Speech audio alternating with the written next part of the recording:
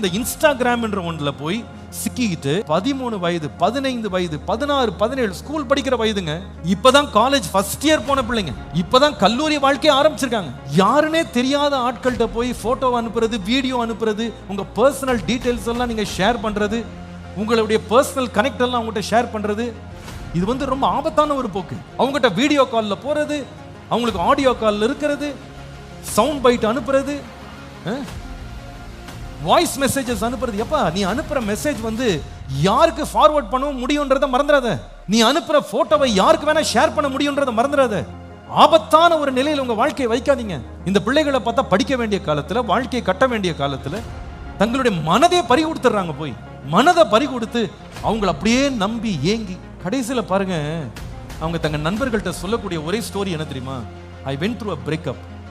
நான் வந்து ஒரு உடைவுக்குள்ள போயிட்டேன், நான் ஏமாந்துட்டேன், அல்லது இந்த உறவுல உடைச்சிட்டு நான் வந்துட்டேன். நீங்க அந்த பிள்ளைகளை பாருங்க, it's very hard for them to come back to normalங்க. உண்மை அது.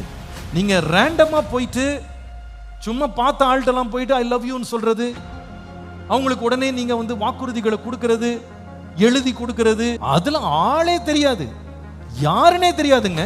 அந்த ஆளுக்கு வந்து அவங்க என்ன பண்றாங்கன்னா தங்களுடைய வாக்குறுதிகளை கொடுக்கிறது, போட்டோவை அனுப்புறது, தங்களுடைய ரகசியங்களை போய் வெளியே சொல்றது.